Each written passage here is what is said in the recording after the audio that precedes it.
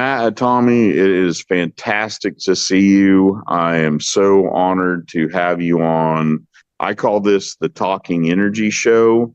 That all came about because I host the Oilfield Tailgate, and I wanted to, find some way to, I don't know, put the people out there on some kind of podcast or some kind of, platform to say, hey, let me bring you on this little Talking Energy Show, and we'll support the Oilfield Tailgate that way. So it's been extremely fortunate for me that I meet so many people, and, just to hopefully highlight all the good they bring to our industry, but just the world in general. I mean, you're an exceptional leader and a great mind in our industry, somebody that a lot of people look up to, and well deserved. You put a lot of heart and soul and effort and longevity in our industry so far. You've been impressive. You've got one book out that's very successful, another book out that we're going to hopefully make successful, and then maybe a third book coming. Please introduce yourself and tell everybody about you. I'm Matthew Hatami. I'm an engineer with over 20 years of experience. I've worked at multiple companies, including Halliburton, Hess Corporation, Chesapeake, American Energy Partners. Recently, I worked with a team that put a project together, raised private equity capital, drilled wells, operated the asset, and then recently sold. I've been involved in evaluating deals, buying and selling assets. I've worked on everything from as a financial analyst in corporate strategy, working in Manhattan, to operating assets on the front lines of the business. I've spent a considerable amount of my career in the field, executing operations in the U.S. And overseas, primarily focused on shale. For the past year, I've been working on my new book, Shale Oil and Gas Operations, Maximize Cash Flow with Cost Reduction. It's available on Amazon, Barnes & Nobles, wherever books are sold. Thank you, Matt, so much for having me on your show. I look forward to our discussion. All right. Before we get any further, in case I lose anybody watching this, how do people find your book? I found it. I bought it yesterday on Amazon and read it on Kindle. I think the best place to find it is on Amazon. Good. It's got a paperback hardcover and a Kindle right now, so it's just the easiest way to find. You don't have a website for it yet? No website. I don't want to deal with the logistics of it. It's better for Amazon to handle everything and for them to deal with it. So, and remind everybody what your first book was. My first book was Oilfield Survival Guide. I wrote that. Great book. Yeah. It's fairly well known. It's been out for almost 10 years. It's also available on Amazon, Barnes & Nobles, and wherever books are sold. Audiobooks for me was very helpful. Yeah. I truly enjoyed being able to drive down the road and hear your voice, giving your story with the inflection and the passion. That's a seller for me. Thank you so much for the feedback, Matt, because I almost, was on the fence with the audiobook as to whether or not to do it, but I figured that it would add a lot of value because there's so much wheel time all of us have driving from different locations that it's a lot easier to consume books through audio. No one loves hearing their own voice. It's brutal, but you made it through it, and everybody appreciates you for it. Thank you so much. All right. So I told you I was going to ask you, how did you even get into the energy industry?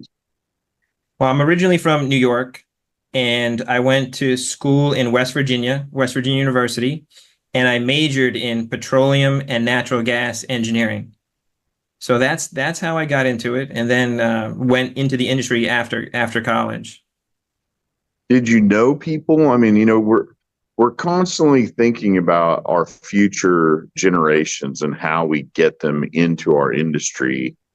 So being from New York, going into that, I mean, there had to have been somebody that said, "Hey, would you consider going, this route?" Not It's not somebody really. grabbed. Like I did not know anybody. And when I was 17, 18 years old, it's, you're trying to make a decision on what you want to do. And I was leaning towards engineering. It was going to be business or engineering. I decided to go with engineering. And then at that point, I was just looking for an exciting career, something that would be fun. Um, I was interested in traveling, seeing different things, working within different disciplines. So I narrowed it down to aerospace engineering or energy, petroleum. And I decided to go with petroleum because I thought there would be more opportunities and it had a global presence. So that was exciting to an 18-year-old kid who sees oil and gas operations all over the world. But I didn't know anybody in the business. I just made a decision at a young age to pursue a career in the oil industry. Did you finish in 4 years? I did. Yeah. There you go. What was your first experience in the workforce of what we do? I started my career at Halliburton in the Permian Basin, in working in southeast New Mexico in a small town at the time called Hobbs, New Mexico. That Yeah, it's was not so small anymore. I was that's just right. there yesterday, day before. Yeah.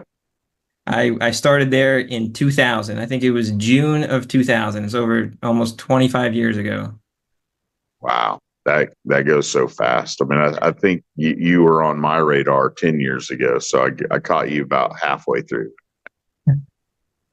All right. So I want to make sure, and I know so many people that have your first book, but just go over that just a little bit with everybody, because for those that don't have his first book, please go out and grab it too. But I felt like it was not just an oil and gas survival guide, but a really good leadership book as well.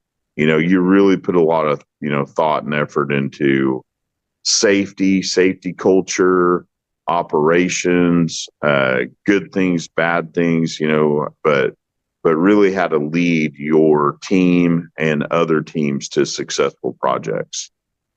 Absolutely. Thank you for that positive feedback. That book, it took years to put it together because of the amount of research that went into it. A lot of the cases, I had to file Freedom of Information Act requests with different agencies and states, which took a very long time to get the information, which was not available anywhere prior to me publishing it in the book. One of the reasons why I put that book together is everywhere that I've worked, whether it was in New Mexico, Texas, Permian Basin, overseas, at multiple companies, from the super majors to small mom and pops in the Permian Basin, I saw very similar mistakes being made over and over again. The same stuff. The same stuff that goes wrong in Hobbs, New Mexico, goes wrong in North Africa or in Australia or offshore. And the mistakes I was seeing and experiencing them being repeated, and they're very painful financially, sometimes physically.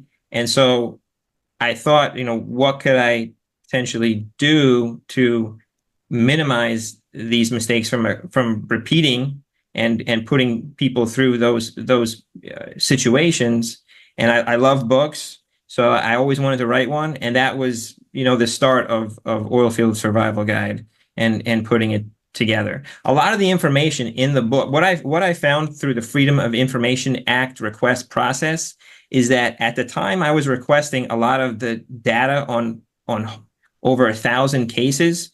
I got feedback from different government agencies thanking me for requesting this information because it was in the process of being destroyed. So at the time, they had a Bureaucracy Reduction Act, and anything that was on physical paper to reduce the storage costs, and dealing with it was going to be destroyed. And there was no digital copies of any of the stuff. So by requesting it, distilling it, taking a 500-page report and putting it down into one paragraph and then putting it in the book, was how I was able to capture a lot of information, statistics, and other things that was in the process of being destroyed by the government, as part of their like protocol. So yeah, I mean, I understand. I mean, if no one from our industry is going to utilize it, then why keep it? It's just government waste. If we looked at it, it would have been lost. So thank you for doing that. What a great gift that really was for you to go out and find all that data. Thank you, Matt. Thank you. All right. So your process, I mean, links, you're busy with that. You got the book going on. You guys did well with your company, and you get a little bit of time and you say, hey, I've got a great idea. And you did go find some time to put this second book into place. Thank goodness. I was really, I'm not going to go out and start an oil and gas company. I love the service side. I love the safety side, but just from my own experiences, I could get into your second book. I really, if I wouldn't have fell asleep last night in the middle of the night, I may have got through the whole thing. Wow, that's impressive. I should have got through more of it, but I did find myself enthralled in it. It's a good story, and for those of us in our industry, I just really love the way we can all work together to make everybody successful, from the operator to the vendors and the investors. And truly, I spoke about this yesterday, that the whole world benefits when we're successful. Absolutely. And that last statement is one of the primary reasons that I took, the past year and focused all of my effort to writing this book. 100% of every single day for over the past year, I've been focused on the book. And having the lowest costs is very powerful, not just for a company, but for our industry, the country, and the world. The economy is energy. And so the lowest cost operator has a tremendous competitive advantage. If your costs are lower than your competitor, their assets become much more valuable under your control. So if you have the lowest cost, you have a lot of freedom. Your team has a lot of freedom. If you want to try a new technology, you have the capital to do so. If you want to install some additional risk management assets on your facility, for example, you have the capital to do that. You can expand, you can drill, because you have the additional cash flow. It's not just between companies, but it's also competing with different forms of energy. Other industries that we're in competition with are working fiercely on reducing their costs. Therefore, in order to stay viable, we must be aggressive at reducing our costs, because we're not just competing with another company in the basin, we're competing with other forms of energy. But we're also competing with other governments and countries. And this was another main motivation for the book, is our democracy in the United States works well because we have access to low-cost energy. Imagine a situation where we were depending on an adversary. It would not be a good situation. The other dynamic that's happened in the past year is inflation. It's impacted everyone. Everyone has felt, including myself, the pain of inflation. And so we hear about lower oil and gas prices can help mitigate it, but how do you actually do that? It's on the news every single day, but how do you actually do it? How do you lower oil and gas costs so the prices can come down? And that was another main motivating factor for writing the book. And then another dynamic that I did a ton of research on this, another dynamic that was motivating me to put this book out as soon as possible is, if you study global conflicts, very often at the core are access to resources. They don't like to talk about it, but very often wars start because different countries want access to resources, particularly low-cost resources. So if we work to reduce the cost of oil and gas, we also reduce the risk of global conflicts and wars. And for all those reasons, I decided to focus all my energy and trying to get this book out as fast as possible. I really enjoyed. I mean, if you, and I know when I get to the end, I'll have a lot bigger perspective and understanding, but just the fact that lower oil prices for us here in America, everybody at home, if I have cheaper, more abundant energy, that doesn't necessarily mean at all that our oil companies are not profitable. They can do very, very well. And, granularly, the way I see it through your book is they might be considerably more profitable by reducing costs. I mean, your story about, hey, if I take this $50 and I reduce the cost on this production site, and then I repeat that, and then I stack those on every site, and then I stack that over the course of 20 years, that $50 savings stacked upon stack, and grown out, that's hundreds of millions, if not billions of dollars. Yeah, absolutely. The most powerful force in finance is compounding.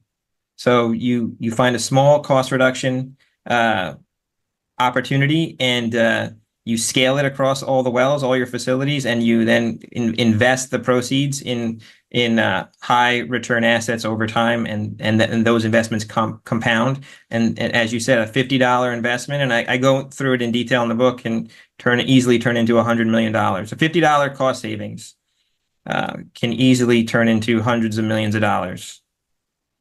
Another thing in your book, again, you drop these hints of wisdom and leadership in there on your ability to see the value in your people, because you cannot get those numbers without the right people in the right place, and how critical it is that your team understands the mission and continues it every single day at their own peak performance. And you have backup. Hey, not everybody can operate at 100% all the time, but then you bring AI into the focus as well. And okay, we're all talking about it. What does that mean? And you've really, opened up, a lot of really great information on what that means for the operator and the vendors to utilize that type of learning system to ensure that, hey, if I miss something, that system's there to go, hey, don't forget about this. You're virtual company, yep. Man, you're virtual, make me virtual and be a backup. It doesn't mean, hey, I'm not valuable anymore. It just means, hey, what if I made you and made the best version of you, and you're available to everyone at all the times, and any of your knowledge can be available, because like you said in one of your stories, something over here happened and the right person wasn't there, and there was somebody over siloed off that could have fixed that situation quickly and affordably. Yeah, absolutely. The power of artificial intelligence is huge from a risk management and cash flow and cost reduction potential. So throughout the book, I intertwine AI into how it can help us reduce cost, reduce risk. And I think it's a huge opportunity. It's not going to, in my opinion, remove jobs. It probably is going to create jobs, because all the technology that you need to make it work, you have to hire even more people. But if there's value there, then it's absolutely worth it. And I go through that in detail And as you said, throughout the book, we develop what I call a virtual company man. So it's essentially a digital super assistant of the well site leader to assist in operating, making decisions, preventing mistakes, identifying cash flow opportunities, cost reduction opportunities. I think AI, as we've seen here recently in the past week or so, it has tremendous potential for our industry to continue to be a leader in providing energy to the world, in incorporating AI. You look at the deep seek situation. It's all cost reduction, right? They were able to put something out there at a fraction of the cost as what other companies have spent, and now it's disrupting the entire space. So there's just a lot of opportunity to incorporate those technologies into our industry. I'm already I'm ready to start a lot more courses on AI. I play with it and I make memes most of the time with it. And then here you are revolutionizing our industry, and like, I'm so impressed by all of that. I'm just fascinated. Your book just makes me want to deep dive on every possibility to reduce costs within my own organization. And really, at the heart of it, you take that and you put it back into the best possible thing of your company, which gives you more return on your investment. It just keeps growing and growing and growing your return on investment to your, whether it be the single owner or the group of investors that have, participated with you to do it. And then they get excited and they want to do more. And then all of a sudden we're building more teams for more energy. I mean, it's a book about getting you excited about, joining your team in an effort to make everybody better. Absolutely. I'm glad you said that, because cost reduction, what I've noticed throughout my career is most people don't like to do it. So I try to put together a system and a process and a plan within the book to make it fun to engage in, so that more people would embrace it. But historically, most people do not like to do cost reduction. And throughout my research, I found that our industry is not unique in that respect. It's an issue across all industries. Not a lot of people enjoy cost reduction, but that provides an opportunity, because if you enjoy it, then you have an advantage over your competitors. In every aspect, from the services side to the operator side. If you embrace cost reduction, you immediately have a competitive advantage, because most people are not really interested in it. Yeah, we've done it the same way for this long, and it's always worked. And don't worry about the cost, because we know how to do it this way. Exactly. Yep. And they're losing out on the opportunity to really impact their growth. Yeah, absolutely. Hey, if you're watching this, stick with the this thread. But I'm telling you, read this book. You look at his numbers and the charts and the graphs, and you're like, it really makes this pop, and go, oh, I get it now. And you get excited. Like, in a million years, I wouldn't have thought that cost reduction would be an exciting, thought. And I know it says for, the shale on your book, but anybody, any industry, you really need to read this, because this hits home with whatever you're doing. And honestly, this hits home for me in my own budget. If you want to, look out and break just this information and knowledge out of that silo. Yeah, absolutely. A lot of the stuff in the book, it can be used for other industries. Of course, it's really focused on oil and gas, because some of the stuff gets very technical, and there's over 700 actions to reduce cost in the book. And some of them are tried and true methods. Others are very aggressive, and a lot of people most likely have never seen many of them. All Which right. I don't love giving spoilers, but what do you think is the most aggressive way to reduce costs? it's a good question. I think it depends on the individual operator and what they're engaged in. Um, So, it just that every situation is different. What might be aggressive for one operator, another operator might be executing on a daily basis.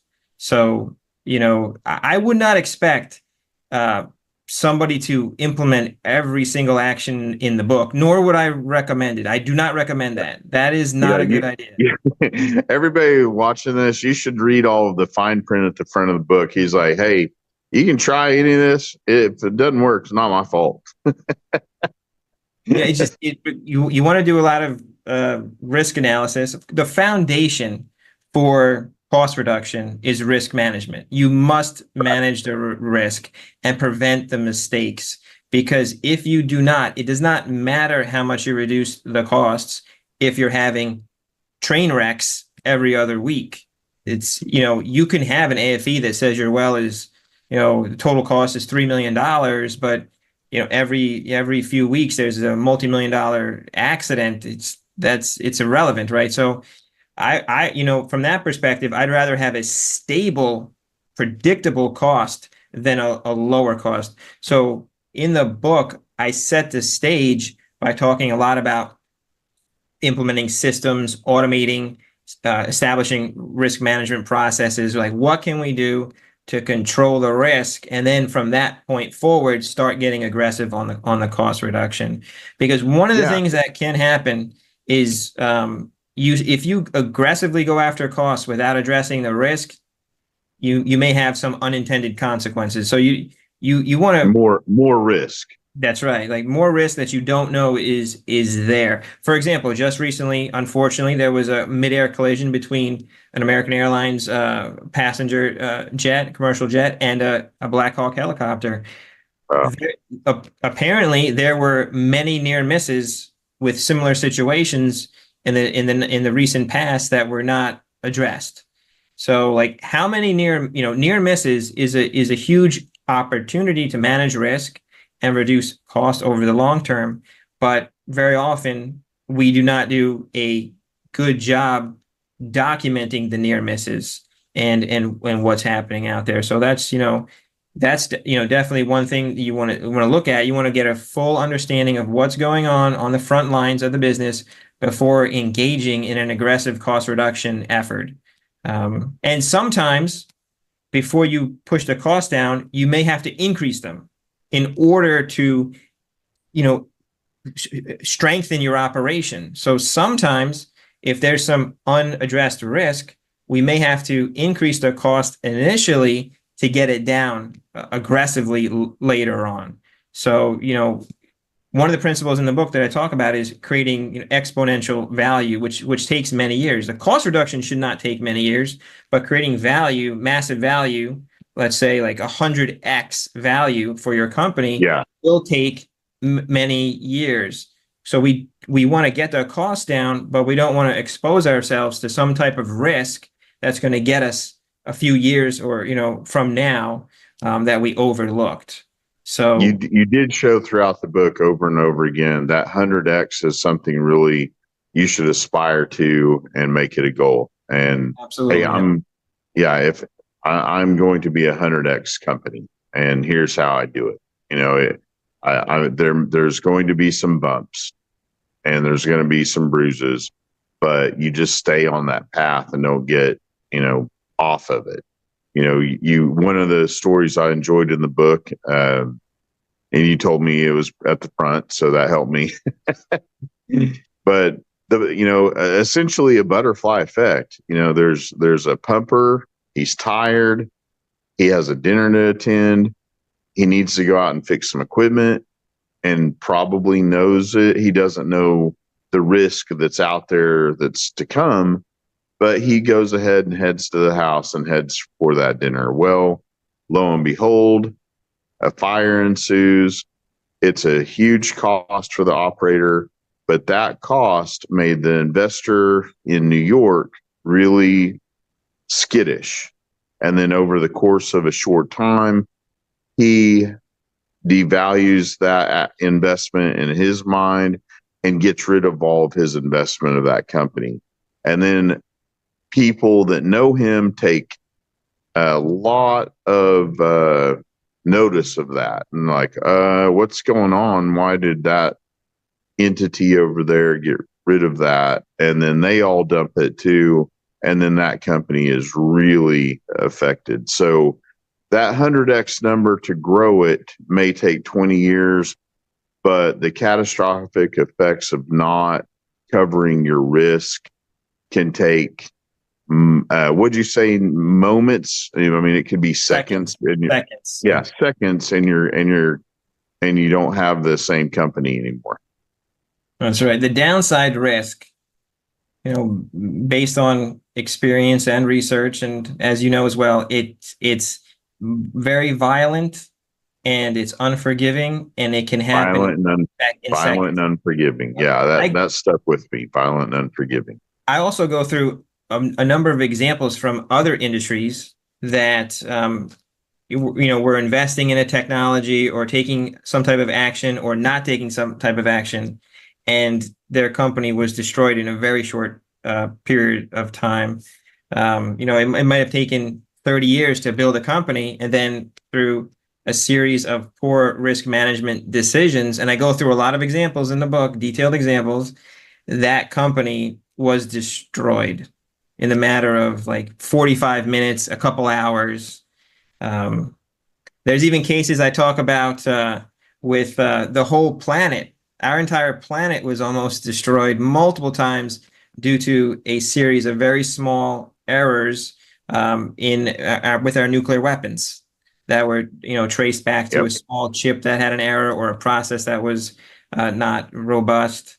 So, I've read stories about submarine commanders out in the middle of the ocean with orders to fire, on each other and send the world into a whole different level of what we're experiencing today, thriving. And it was really it came down to the person's knowledge and wisdom and insight and experience to not pull the trigger on those events. Absolutely. The most important aspect of any operation is the people. Do you have great people around you? And that for every oil company, particularly the service providers, do you have people that when you're in trouble and you call, they answer with solutions?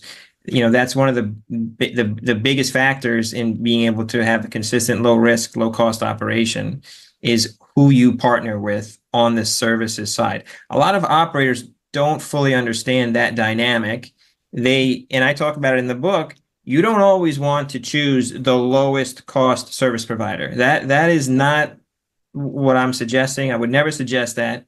I go through different ways to who is actually the lowest cost. You don't actually know. And the bid price, and I there's a lot of examples of it, we've all seen it, is not necessarily what the actual full price is. So I think a lot of people make the mistake during service provider selection just to choose either the low bid or somebody they have a relationship with, which isn't always the best approach.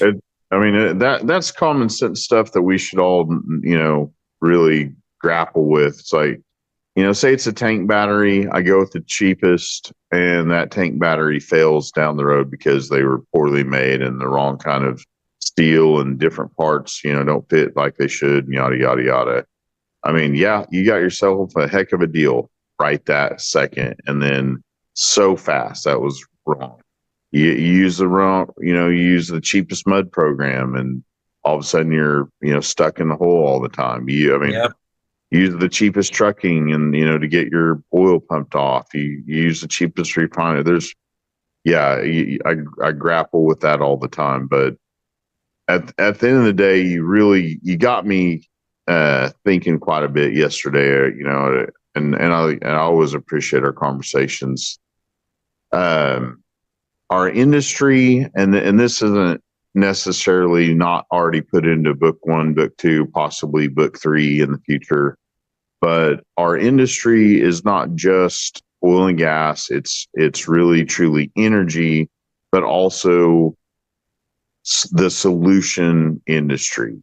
There's no problem in the world that the people that you and I know can't figure out a way to solve. Absolutely. I agree 100%. Every problem has a solution, and that's the way that I look at it. So, and one of the things you want to do is when you do find a solution is document it and share it with other people on your team so that in the future, when a similar situation presents itself, you don't have to go through the entire process again, which is unfortunately often the case. And one of the things I suggest in the book is to each entity have its own individual, what I call solutions book. Here's a book of all the recent problems that we've had and the solutions that have worked for us to solve those problems. This way that institutional knowledge is captured and doesn't leave when somebody leaves the company or moves on, which is often the case.